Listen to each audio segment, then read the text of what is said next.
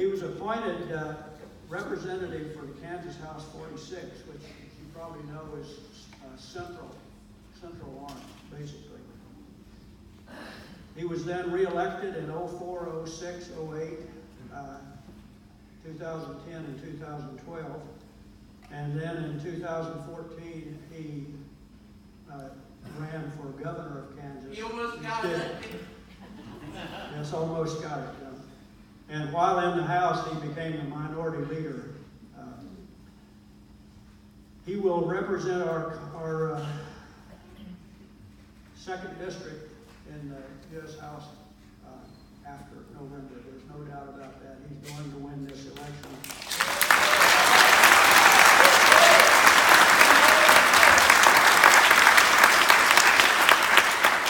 And he's going to do it because we work hard enough that it happens. So I'll turn it over to Ann now. And remember that the questions come on the cards that you've been handed. If you don't have a card, hold up your hand. Someone will bring you one. We won't take questions. You can't just shout out questions. Sorry. Okay, Ann. Okay, great. I already have a whole stack of cards here, so that's great. It's great to see everybody this morning. We're planning to go just about an hour this morning with Paul. We have a few prepared questions that were done in advance by the organizers for this event, and we're going to do 3 or 4 of those, and then we'll get to the ones on the cards. And as I can see the stack growing, I'll try to sort through them, and maybe I can see already that there's a few kind of repeats or things that are related, so I'll try to kind of sort through them while Paul's talking and make sure that we get in as many as we can. I was going to warn Paul that we don't have a timekeeper here today, but the shorter you are, the more questions we get to. I'm sure everybody will really appreciate having that opportunity. And then we'll also give Paul a chance at the end to kind of wrap up and hit anything that he thinks we missed during our time this morning. So let's just get going. All right, let's start with this one. How will you ensure the federal government fights back against state and local laws that suppress the right to vote? And what should be done at the federal level to ensure election security? Well, let me just first say I want to thank the Douglas County Democrats, and especially Kirk Hall, our chair. Being county chair is a thankless job in many ways, but Kirk has just done a tremendous job, and I want to just say thank you to everybody who's been involved. We have a great county party, the envy of many other county parties, believe me, because of the great work that so many people have done here. I see that I've got a tough audience here. My daughter just stepped in for ballet class, and she was wondering what I was going to be talking about today. I'm sure that very quickly here she's going to find herself quite bored and want me to take her to the farmer's market. But I'm going to try my best to keep the audience engaged. But the question about voter suppression and voter security, I think, is a very important one, and it's one that is near and dear to my heart.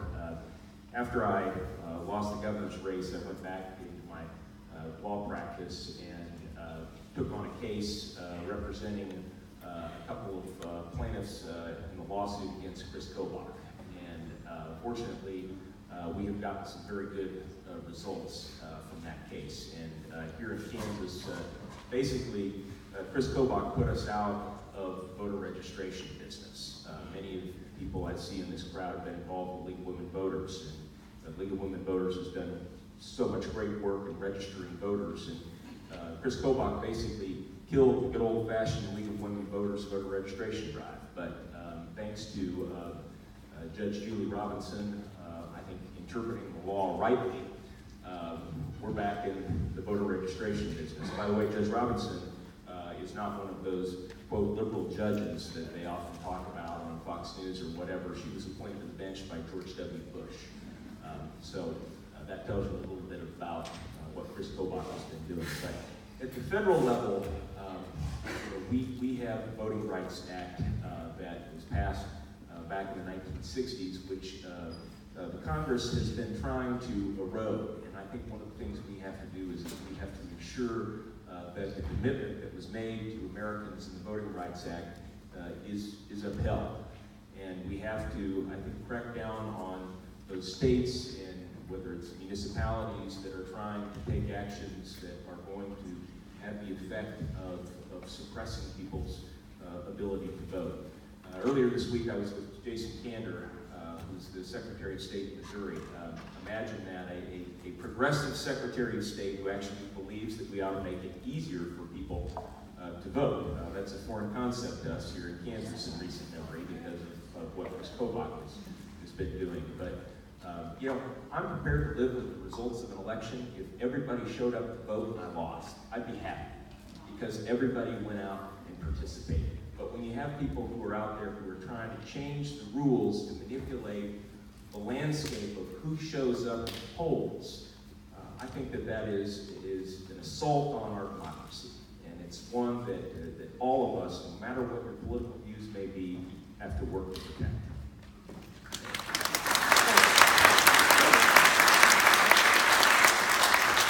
By the way, if anybody's having trouble hearing us, just holler. I think that the mics are hearing pretty well, but just give us a holler if you have problems. Let's jump into ACA. The Trump administration is supporting a federal court challenge in Texas that could declare unconstitutional the Affordable Care Act's individual mandate and the prohibition on companies denying health care coverage because of pre-existing conditions. What can be done to protect Kansans and other Americans with pre-existing conditions? And then I'm going to add on a question that came in from the audience about what is your position on universal Medicare? Let me address the last question first because I think it relates a lot to the first question. You know, I have no doubt that in this audience, you know, we have many people who believe in the concept of Medicare for all. I want to see the wealthiest country in the world get to a point where every citizen has the great health care that they deserve, that it should be a fundamental American principle.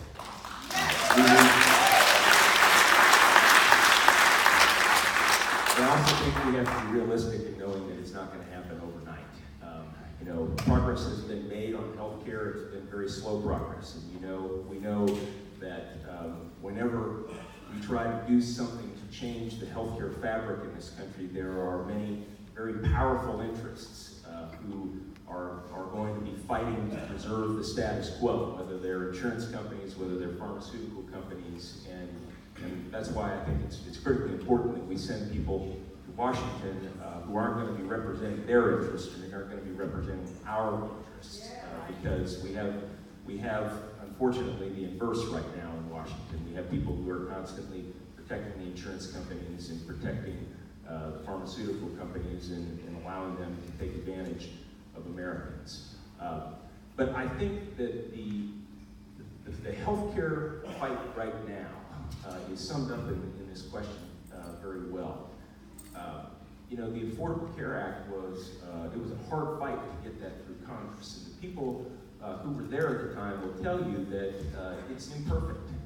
They know that there are problems with it that need to be fixed, but they haven't had an opportunity to fix it because the Republicans in Congress have been unwilling to engage in a bipartisan dialogue about how it is that we really move forward on health care. And their position has been, you know, repeal, repeal, repeal, repeal. Well, they finally did it, and they essentially had nothing to replace it with. And so what I think we need to do right now is we have to fight back the attempts to sabotage the good parts of the Affordable Care Act. And this lawsuit, it really threatens that. I don't think there's any provision that is more popular in the Affordable Care Act than the prohibition on discriminating against people who have pre-existing conditions. Whether that's diabetes, whether it's cancer, I can't tell you how many people I have talked to throughout the 2nd District who have a personal story about how that has affected them. And if this lawsuit prevails, and if the people who are in Congress and who want to go to Congress to repeal the Affordable Care Act succeed, we are going to be the losers as Americans. My opponent, by the way, stated the day after the primary that his #1 priority is to repeal the Affordable Care Act. I I don't want us to go back to where we were before, where insurance companies can discriminate against people. So I think that we have to fight to protect the Affordable Care Act, the good provisions, and then let's talk about how it is that we fix some of the problems in the Affordable Care Act and how we move forward on addressing the issue that I don't think the Affordable Care Act really addressed very well, and that's the issue of cost. We brought a lot of people into the insurance marketplace under the insurance umbrella. That's a good thing, but we didn't really address the issue of cost. In my mind, and I hope we'll have a chance to talk about this a little bit more, the biggest driver right now of healthcare costs is prescription drug costs. And we have to say to the drug companies that have been really running the United States Congress for many decades now, we have to say to them, you know what, we support your efforts to try to find drugs that are going to make our daily lives better, that are going to help save our lives, but that does not give you the right to gouge the American people. It doesn't give you the right to increase prices year after year by double digits. It doesn't give you the right to charge Americans vastly more than you are charging people in all across this world. Look at all the brand name drugs out there that cost Americans far more than what other industrialized countries pay. We pay twice as much as the British do for Humira. We pay 5 times more than the South Africans do for Humira. Just go on down the list. The top 10 publicly traded drug companies last year made $67 billion in profits. I'm all for them making a profit, but that's far too much, and we got to do something about that.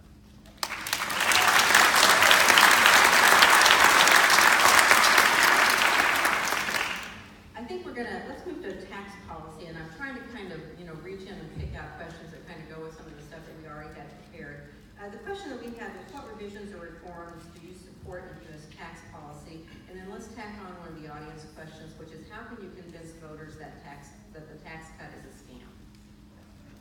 Well, I'm not sure the voters need a whole lot of convincing, to be honest with you, because what I hear from people, Republicans do, is that, well, it looks like they cut taxes, but they didn't cut taxes for me.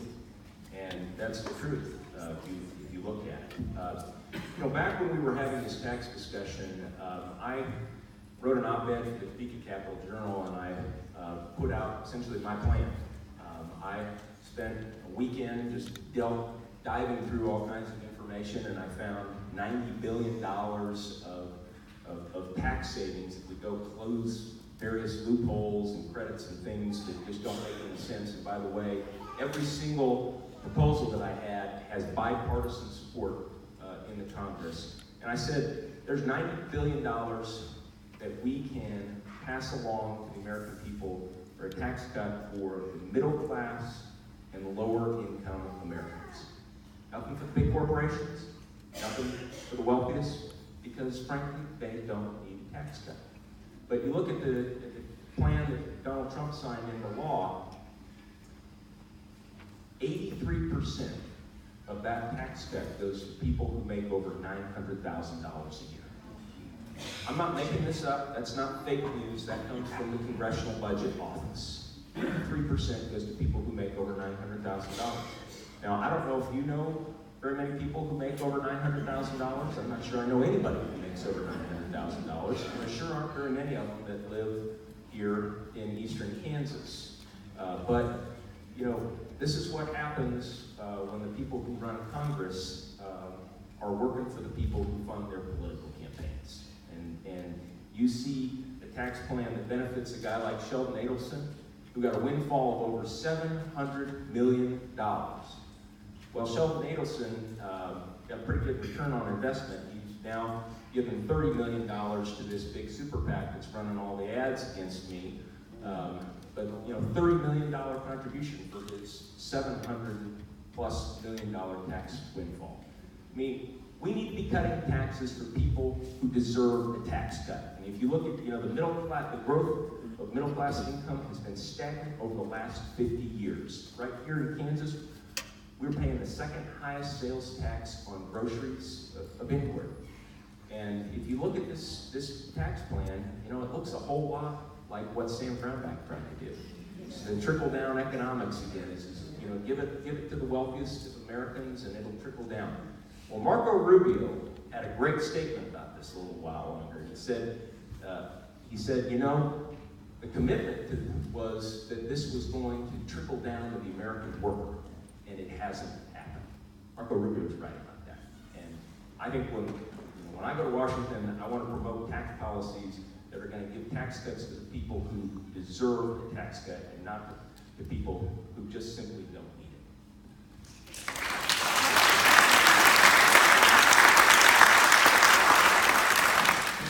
I'm going to combine a couple more questions here about advocating for Kansas in the Congress.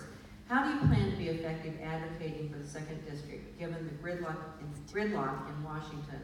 And do you have an example of common ground that can be reached with Republicans? You know, that's a question I get a lot of times, and people say, why in the world do you want to go to Congress? And they're just fighting with each other, they can't get anything done, you're going to be one of 435. How can you make a difference? You know, I was one of 125 for 12 years, and I was in the minority party, and I got lots and lots of things done because I could build coalitions, I could work across the aisle, and that's exactly what I want to do in Washington. You know, we can't change the Congress if we don't change the people who are in Congress right now.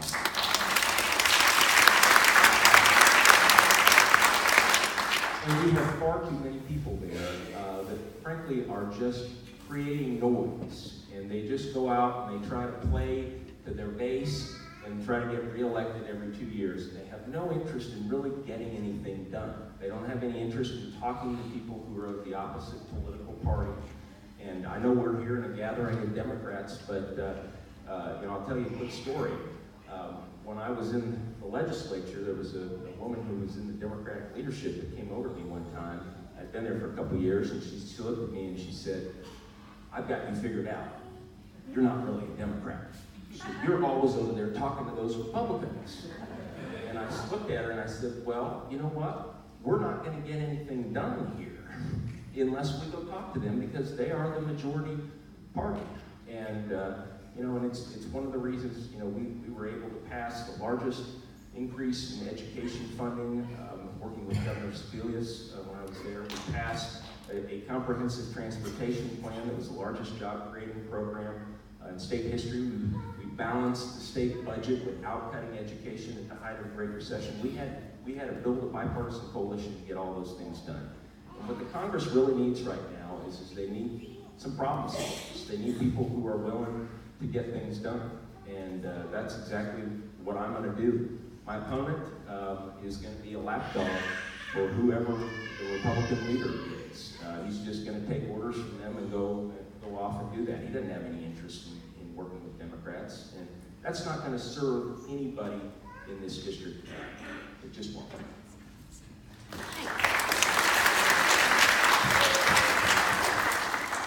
This has been a pretty hot topic lately. What, if any, revisions do you support in U.S. immigration policies, and if you could specifically address your position on DACA? Yeah. Well, thinking of the latter part, you know, there is bipartisan agreement, I think, across the aisle that we need to protect the dreamers, and we need to move forward on DACA. I don't think there's any doubt about that. And unfortunately, you know, President Trump and the leaders in the Republican Party have just, I think, wanted to use this issue as a political football and not really get done. If you had a straight up or down vote, I think in the Congress, I think it would pass with a very, very strong majority. You know, there is no doubt that we have an immigration problem in this country. We have too many people that are coming across the border. And I think first and foremost, you know, we have a responsibility to ensure that our borders are safe and that we are protecting Americans. But I don't believe the solution to this is building a very expensive wall. You know, and somebody said, you know, when you build a 50-foot wall, then somebody's going to start building 51-foot ladders. And I think what we need to be doing is we need to be listening to experts on border security as to how it is that we best accomplish this. I had an opportunity to talk to a congressman from Texas a little while ago who has a district that is right on the border, and and he said, he says, I know a lot about this because this is what I live all the time, and he said, there are incredible things that are going on in terms of technology that helps us secure the border, and he said exactly what I believe is that a big wall is just not the solution. But at the same time, we are a nation of immigrants. My ancestors came from Germany and from Ireland and from Scotland, and that is who we are as Americans. And I think if people are here and they are contributing to our economy, if they are playing by the rules, we need to give them a pathway to becoming an American citizen. And George Bush, when he was president, recognized this. He put out a proposal, and there was bipartisan support, if you remember the old Gang of Eight, and then the Republicans just got weak knees.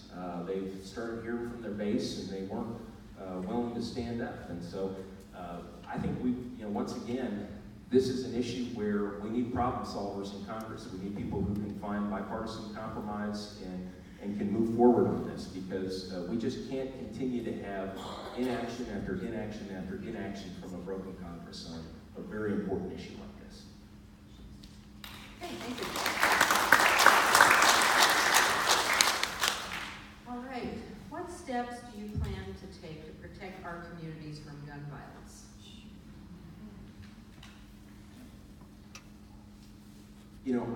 I am a gun owner. I do believe in the Second Amendment, but I'm also a parent.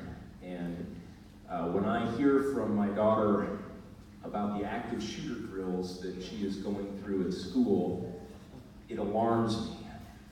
Many of you grew up in Kansas like I did, and we were very familiar with tornado drills and what you have to do. But now, when kids are doing active shooter drills on a regular basis, and when I drive by the Jewish Community Center, and my daughter says, this is where we go when there's a bad person that's in my school, that disturbs me.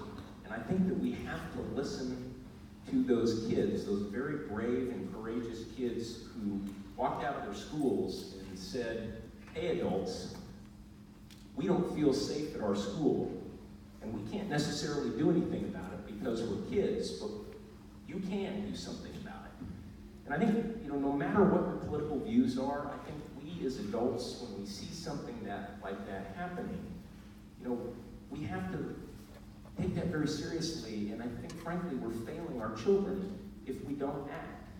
And so, what I would want to see the Congress do, and once again, there is broad bipartisan support for a whole lot of things that I think are necessary, but we don't have leaders in Congress who are willing to take on people who don't want anything to happen.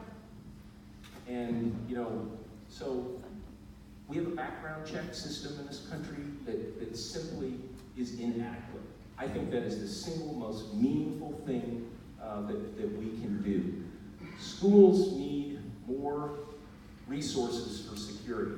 A few years ago, Sandy Prager and I co-chaired the bond issue here. It was the first bond issue that we passed, I think, back in 2013. And one of the things that was included in that bond issue was resources for school security. So now, at every school in Lawrence, with the press of a button, that principal or that school secretary can shut down that building.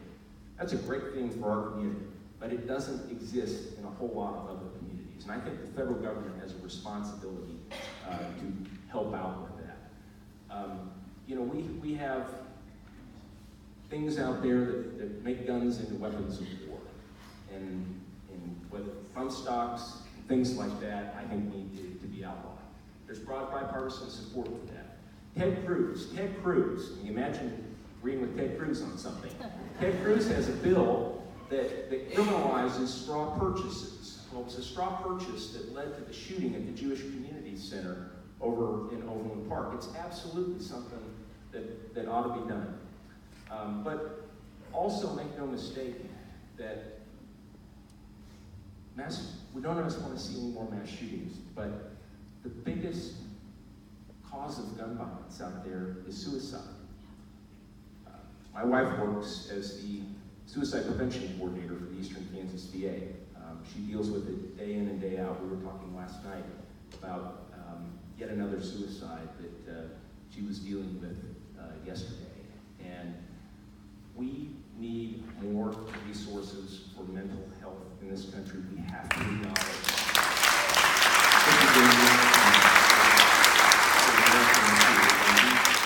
we have a responsibility as a society to help people who are struggling with mental illness, and we frankly are not scratching the surface in terms of the needs that we have right now. Okay. We've got a couple of questions here about trade and tariffs. The first one was, how do you view the current U.S. direction on trade and tariffs? And then more specifically, what would you do to remedy the impact on Kansas farmers and other businesses of the tariffs in the current trade war with China, Europe, Canada, and Mexico? Thank you for whoever asked this, because this is a huge issue for us as Kansans. What the president is doing right now is harming Kansans. It is harming our communities. We grow more soybeans here than any other crop, and I was literally out in the middle of a soybean field talking to a farmer 2 weeks ago in Franklin County, and I was looking at the rows of soybeans and reminded that 1 out of every 3 of those rows is exported to China.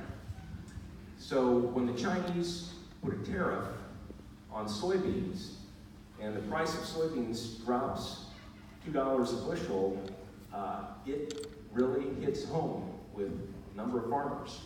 I was out last weekend and talking to a number of farmers who planted soybeans, and they're taking a beating right now.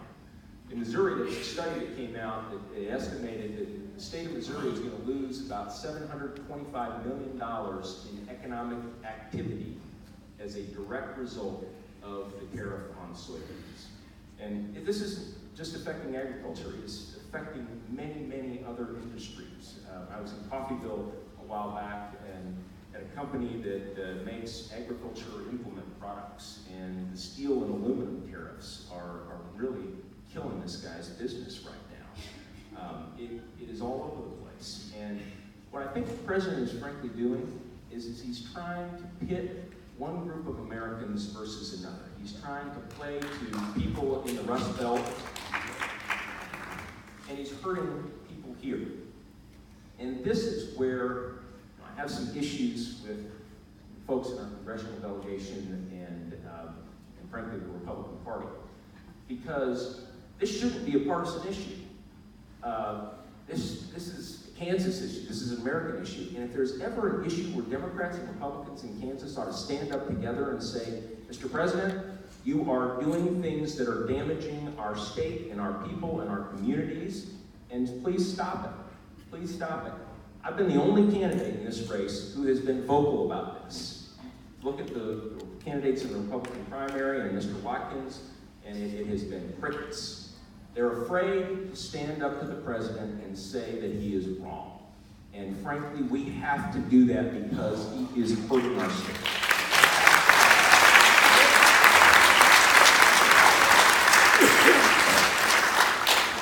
Okay, I wanted to make sure he wasn't going to continue on that. I could continue. I imagine. Okay, our next question is from the audience. What will you do to highlight the 2 most important issues in this election? One is healthcare, which you've already kind of addressed, and the other is Social Security. Well, if you have not seen our new ad on TV, I hope you do see our new ad on TV. All right, I'm glad to hear that. Everybody's seeing. People tell me, they see you on TV, and they're seeing the other ads, the ones that aren't true. But the ad that we have on TV, we call it It's Personal. That's what we named it, and it is personal for me because before my dad passed away, my dad had Parkinson's, and he had a whole variety of medications that he took, and one of those medications cost over $1,000 a month. And that is a conversation that far too many American families are having. I mean, we sat around the kitchen table and talked about, how it is that my parents were going to be able to afford that and what they were going to have to do without as a result of that.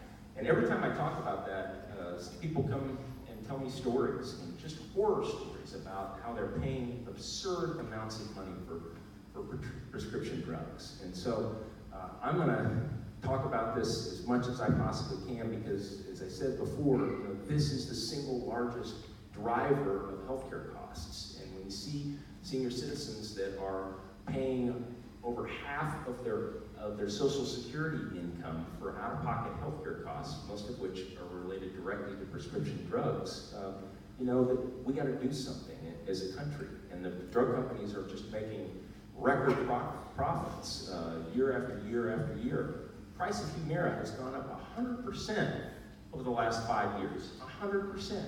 And you have all of these instances out there where a specific drug company, whether it's the EpiPen or something else, and they take advantage of a shortage and they raise the price up. I mean, that's just wrong, and the Congress is letting them get away with it, and it simply has got to stop. On Social Security, I think I see my mom and Caroline are no longer here. Caroline got bored quickly, as I predicted. They're probably down at the farmer's market, but my mom lives off Social Security. It is a big source of her income, and that is the case with so many American seniors. It is a bargain that we made with the American people. You pay into the system, and it's there for you when you retire. And I think that is a commitment that we cannot backtrack on in any way, shape, or form. And there are a lot of people right now, Paul Ryan, I'm glad Paul Ryan is leaving because he has been on a mission to try to radically change Social Security to the detriment of American seniors. And I'm glad he's not going to be in the Congress to do that anymore, but I have a feeling there will be more who will try to pick up his mantle. But we have to ensure that Social Security is solvent and that it is going to be there for the Americans who have paid into it and are counting on it in their retirement.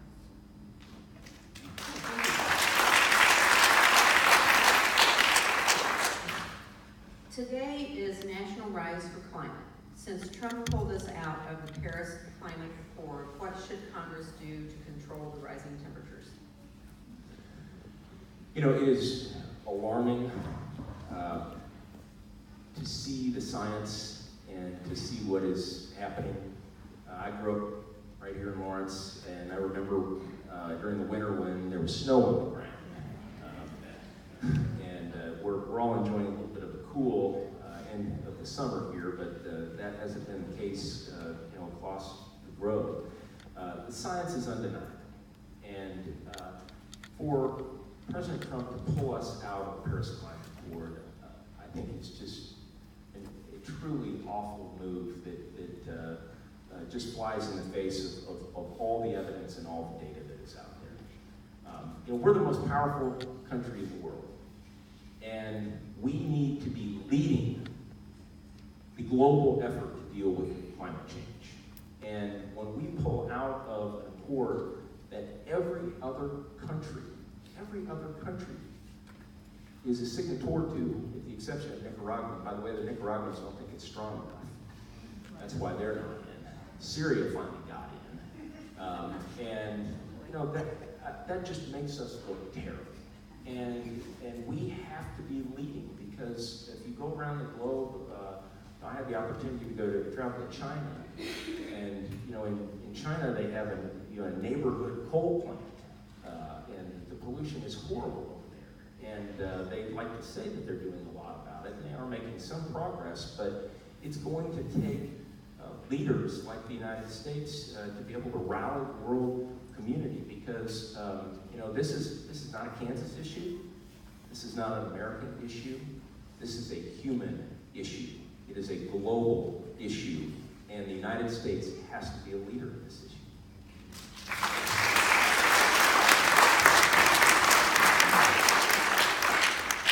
Okay, we have a number of questions here kind of related to campaigning. I think that you might have some potential advisors in the audience who might talk to them afterward. But let me just give you a couple of these which are kind of on the same topic. In your advertising, why don't you tell voters why they should vote for you, healthcare, etc., as opposed to your more current, I'm a good guy advertising. How will you combat the TV ads associating you with Nancy Pelosi in a negative manner? And then let's just tack one more on there. How can Democrats counter the anti-liberal campaign of the Republicans and promote all the good things that progressive government has provided?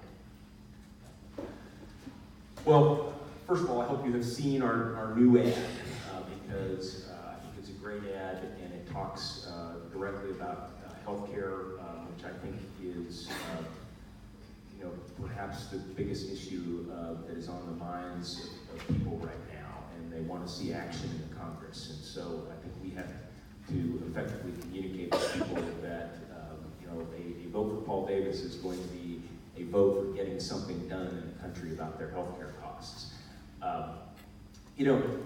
The Republicans are pulling out the same old tired playbook that they pull out election after election after election. And why are they doing that? They're doing that because if you go across the board on issues, whether it is climate change, whether it is healthcare, whether it's taxes, and the American people are not where the leaders in the Republican Party are right now. And so they really don't want to talk about these issues. And what they want to do is they want to make this campaign about somebody who lives in San Francisco or Washington, D.C. That's what they want to make this campaign all about. And I think, frankly, that is insulting to the people that live here. Because this campaign ought to be about you. It ought to be about us. I was getting my hair cut the other day down at the downtown barber shop, and the woman who was cutting my hair said to me as she watched one of these ads that came on, she said, I'm just tired of all of this negativity and attacking. And she said, I just want people to tell me, what are you going to do to help me? And I think that is exactly where most people are at right now. And I think that we have to tell people over and over again and remind them that this campaign should be about them, and they should be concerned about who is going to get things done for them on healthcare or infrastructure or economy, taxes, things like that. And I've got a long record of doing that, and they're gonna they always like to put labels on you and things like that. There will be people that will fall for that. I mean, that's just inevitable. But frankly, I need your help in telling people who exactly, many of you know me. You've known me for years, and to validate me. I was at the Schools Foundation breakfast yesterday, and this woman came up to me and she said, I got one of those nasty push-pull calls. And she said, I really gave it to that guy on the telephone. And I told him, I said, you're telling lies about Paul Davis. I know Paul Davis, and I'm going to hang up on you right now.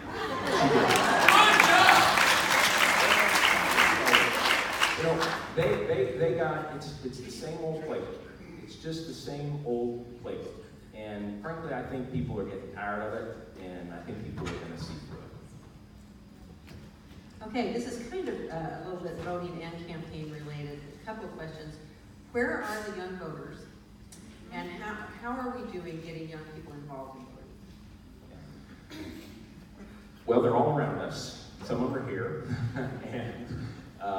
And one of the reasons that we were up on the KU campus with Jason Kander the other day is because we want to do everything we can to try to engage young voters. I will tell you that when I ran for governor in 2014, I've looked back all the data and the statistics, and young people did not show up to vote.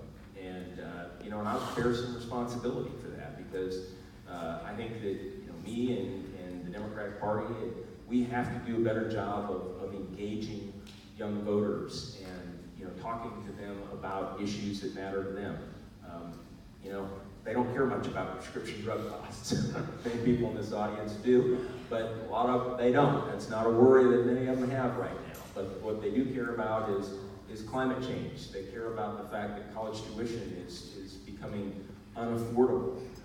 They care about the fact that we have an education secretary, Betsy DeVos, that is enriching the student loan industry at their expense. And I will tell you what I care about a lot is the fact that there was a study done that shows that in terms of outward migration of people between the age group of 18 and 25, Kansas is number 5 in the country.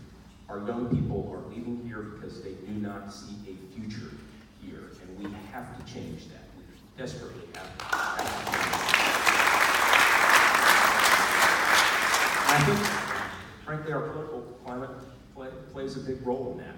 They want to see elected leaders who reflect their values that they believe in, and they look at people like Sam Brownback and Chris Kobach, and they just don't see that. And so, I think winning some elections here is going to help us change that.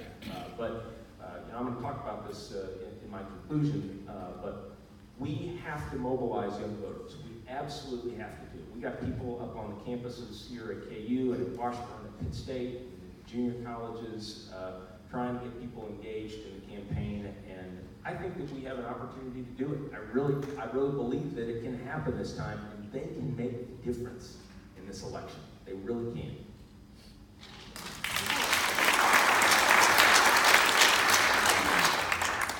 Okay, how can the U.S. address the growing problem of income and wealth inequality that is gnawing away at the nation's middle class? If you look at wages and you adjust it for inflation, back in 1972 when I was born, the median income of the American worker, adjusted for inflation, is actually lower today than it was back in 1972. The growth in the economy is happening among the very wealthiest, in the top 5%, the top 1%. That's where you see economic wealth is gravitating. It's not gravitating to the middle class. And there's a lot of different causes for that, but where I think it can start is our tax policy. And we talked about this a little bit, but we ought to be passing tax cuts for people and have a tax structure that is helping advance the middle class and is helping advance lower income people. When I was in the legislature, some of the Republicans would try time and time again to get rid of the Kansas Earned Income Tax Credit. And I delighted every year when they would do that, pulling out this great quote from Ronald Reagan and reading it all to them about where Ronald Reagan says, the Earned Income Tax Credit is the greatest anti-poverty program the United States has ever enacted. It's a good thing. It helps lower income people. But what I've seen just over and over again is, I saw it in Topeka too, where the tax cuts would go to people who had lobbyists, and there would be exemptions and credits and loopholes for all of these corporations or industries that had paid lobbyists. And then the burden of funding government would get shifted onto the average taxpayer. And that's why we now pay the second highest sales tax in groceries right now. So the other thing I want to mention, with regard to this question is the economy is changing very rapidly right now. You look at automation, you look at the changes in the retail sector. Growing up in Lawrence, we always had JCPenney's and Sears. We don't have JCPenney's and Sears anymore. And things are changing very rapidly. People are losing their jobs as a result of this. And I don't believe our country and our government have really understood this and embraced the change that is happening and figured out a structure for how we're going to retool that. There's some really great things that are going on in many communities. I see Patrick Kelly sitting up there, and what he is doing with the Workforce Center and at Peasley Tech, really trying to provide educational opportunities for industries that are here right now and are going to be here in the future, and getting kids into a pipeline for that. That's happening in some communities across this country and here, but the federal government is really just sitting on the sidelines. And I think that we need to get into the game, and we need to look at how we're going to help retool our education system, our workforce training system, to really provide for the jobs that are here right now and that are going to be here in the future, because it's not happening. There's a study done recently by the Kansas Department of Labor that right now 2 out of every 4 high school graduates has some form of post-secondary education.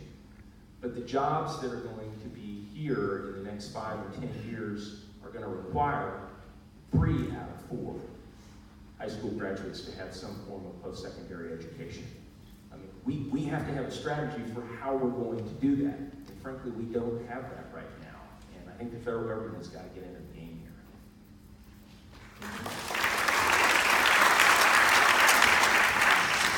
You're doing a really good job of getting through these questions. We're getting to a lot of topics. I think we can probably do 2 or 3 more and then give you a chance to wrap up a little bit.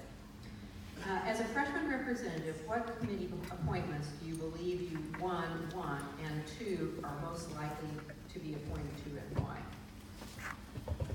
I have not given a great deal of thought about committee assignments because I've got to win this election first, and I'll maybe think about that a little bit on November 8th. I have said, though, there is one committee that I do want to serve on, and that's the Agriculture Committee, because I believe that having another Kansan on the Agriculture Committee is an important thing. Agriculture is such a big part of the economy in this district, and I think it's a place where I can really do some good for Kansas. And that's the one committee that I'm certainly interested in. But once again, we'll see what happens after November and figure things out from there. Kansas after your name always helps in the Ag Committee. Okay. What should be done about infrastructure, both in Kansas and the nation? We have tremendous infrastructure needs as a country. And, President Trump said a lot of good things about what we needed to do about infrastructure, but what I wish he would have done was he would have tackled the infrastructure issue right out of the gate when he started his presidency. I think he could have found a place where Democrats and Republicans could actually come together and pass an infrastructure package. And instead, what he wanted to do is just take on a very partisan fight about health care, and it didn't end very well for him, obviously. And then, later on, when he tried to do something on infrastructure, it just has been insufficient. This is something I'm very interested in working on, and I think it's a significant issue for Kansas for this reason. It's no secret that state government is broke right now, and it's probably going to be broke for a while. And back in 2010, I was very involved in passing a comprehensive transportation plan. We have a tradition of passing 10-year transportation plans, and it fund lots and lots of infrastructure projects across the state. But because of what Sam Brownback did, we didn't get to realize the benefits of that transportation plan. He essentially just siphoned all the money to pay for his tax experiment. But I think the state is going to have a very difficult time passing a new 10-year transportation plan. And if you look at the condition of our roads now, I hate to think about what they're going to look like 5, 10 years down the road. It's not just about roads, it's about sewer treatment projects, it's about airports, it's about a lot of those needs that exist out there. And I was on the phone with the mayor of Columbus, Kansas, clear down in the southwest corner the other day, and asking him about what's going on in city government there, and he said, I need help with infrastructure. He says, we have tremendous infrastructure needs, and we just don't have the resources. And what the state's done with the tax lid has really caused them a lot of problems. And so I hope that the Congress can act on an infrastructure project, and I think, frankly, here in Kansas, we're going to need that help. We're going to be able to maintain our roads and maintain our infrastructure like we want to.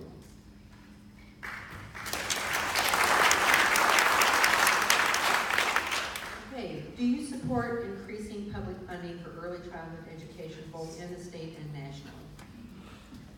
I think the best use of our taxpayer dollars out there is the money that we invest in early childhood education. The data is all there.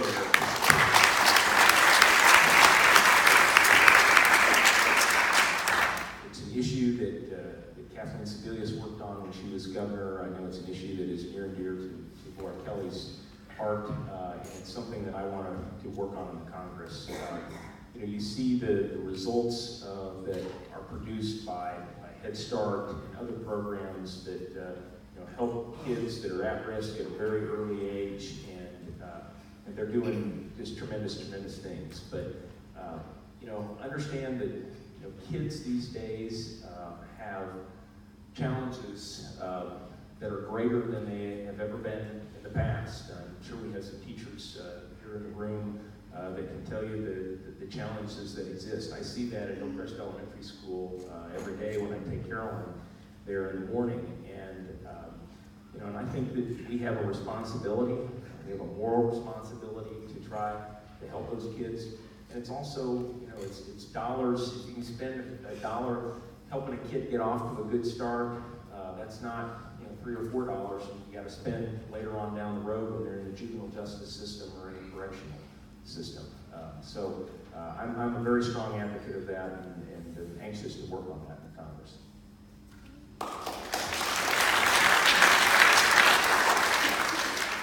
This is kind of a specific question, but if somebody in the audience wants to know about this, we have a little time. So, as a member of Congress, will you work to strengthen our political, economic, and military relationships with Taiwan, and work to ensure that Taiwan is able to purchase the U.S. weaponry it needs in accordance with the Taiwan Relations Act? Whoever asked that question knows a lot more about this issue than I probably do. And I welcome your feedback. And the relationship that the United States has had with Taiwan has always been a delicate one because of our relationship with China. I am a strong believer that we need to have a strong economic partnership with China. We need to have a strong relationship with China. There's no doubt that the Chinese are bad actors in a whole number of ways, and I think the way that President Trump is going about trying to deal with that is really the wrong way to do it. But it is something that has to be addressed. But at the same time, we have also had a very strong relationship with Taiwan. They have been a great economic partner. When we talk about being a military partner with Taiwan, that does jeopardize our relationship with China because they see that as really meddling in territory that they don't think that we ought to be meddling in. And so we have to do that, I think, in a very delicate way. But, we have a good relationship with Taiwan. I think we need to enhance that relationship. And I think that we also need to look at our global relationships as a whole. We have so many interests all across this globe. And I think, a lot of people don't fully appreciate how much that actually affects our daily lives, here in the United States. And when I hear that countries like Chile, Peru, and countries in Africa are now looking to China as their primary partner instead of the United States, that concerns me. It especially concerns me because we make food here, and we export that food because we don't consume as much as we produce, and we need markets to be able to bring that food in. And when South American countries decide that they're going to buy their soybeans from China or Brazil or something like that, rather than the United States, we see the effect of that on Main Street here. And I think that's something that we have to be very, very mindful of. I think we also have to be mindful of our strategic military partnerships with countries all across the globe. And President Trump has done harm to a lot of those relationships. And I think that jeopardizes our security and jeopardizes our economic security as well. And those are things that I want to be very mindful of in the Congress. I think we need more advocates who understand those relationships, the importance of those, and are going to try to hold the administration accountable. Okay, thanks. Now is the time when I apologize for everybody's question I didn't get to. I was trying to group them in as many topics as we can, but we want to stay on the schedule here, so we're going to wrap up.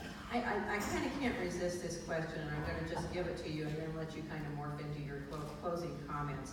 The question is, what will you do as our congressman to address the current reign of terror, confusion, deceit, and disorder created by the Trump administration?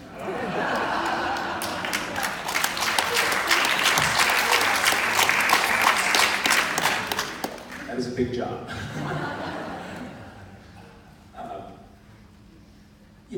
I think that, if you look at what's going on in Washington right now, and if you're frustrated, or if you think that you like what's going on in Washington right now, you probably shouldn't vote for me. If you want to see some change in Washington, I am your candidate, because I just don't think that Washington is working for people right now. And we have an administration that is promoting policies that are directly damaging our state. You see the chaos that is just occurring, sometimes on a daily basis here, and I think it's just leaving lots of people, just shaking their heads. And there was a woman that came to get involved in our campaign a little while ago, and she told me, well, my husband said that I had to go volunteer for your campaign because he's tired of me yelling at the TV.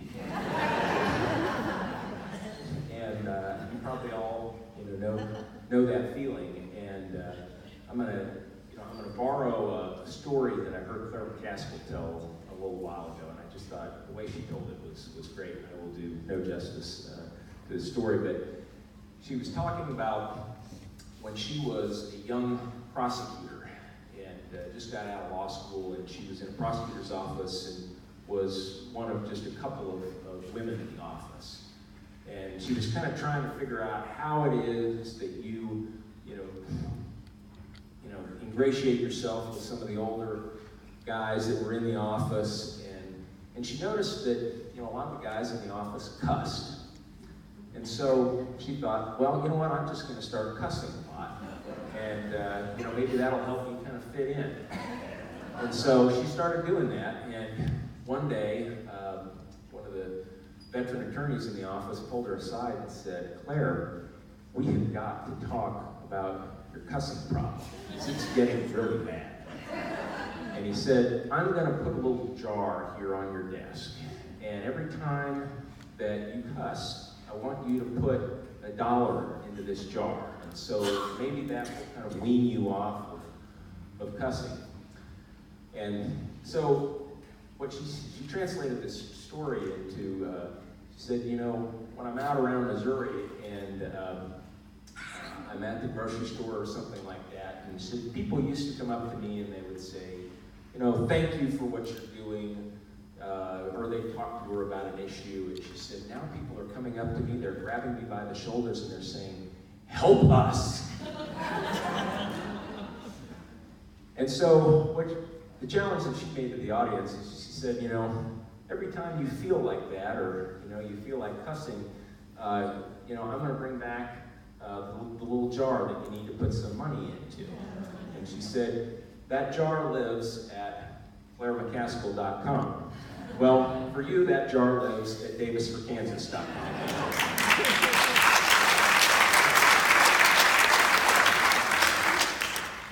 But, money is important, but let me tell you, we're going to get outspent. We're getting outspent every week.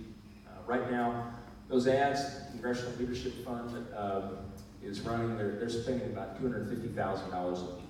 I mean, that is big money. They're going to spend several $1 million by the end of this election. We're being outspent about 4 or 5 to 1 on television right now. We're going to start closing that gap with the help of so many of you in this room, and we need to keep closing that gap. But where we're going to win this election, I think, is out there on the streets and out there on the country roads in eastern Kansas. And we're going to win it with people power. I I see right now an army of people that are mobilizing, all over this district, that are out knocking on doors, making telephone calls, and that is the critical work that we have to do. We have a big, we got a big task ahead of us. This is a district that Donald Trump won by 19 points, and all of us know that it is very hard for Democrats to win in Kansas. But I think that it absolutely can be done. And if anybody out there who says to you, like some people say to me, oh, I think Davis has got it in the bag, you need to remind them that Democrats have not won a congressional or a statewide election in 10 years in this state. And at the same time, the state's registration has gotten more Republican. Now, we're starting to change things there, but we really need your help. And so many of you have already helped our campaign, or have helped another campaign. And what I want to leave you with this challenge is that we need to come back, come down to the headquarters, get involved. Whether if you like to make phone calls, make phone calls. If you like to knock on doors, knock on doors. If you like to help stuff envelopes, stuff envelopes. We can find something for you to do. Steve Ramsey's sitting over there, goes out and knocks on doors for me all over the place and all the time. I met a man the other day who's 89 years old in Topeka who told me, I'm going to knock on 1,000 doors for you. That is my goal over the next couple of months. And the other day when I came out to the county party headquarters, we were going to have a canvass and it was raining. And I called our staff and I said, well, what are we going to do? It's raining out there. And they said, well, we're going to turn it into a phone bank.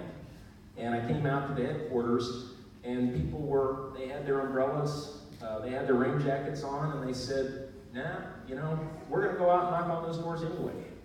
That gives me a great deal of inspiration. And it's something that we need.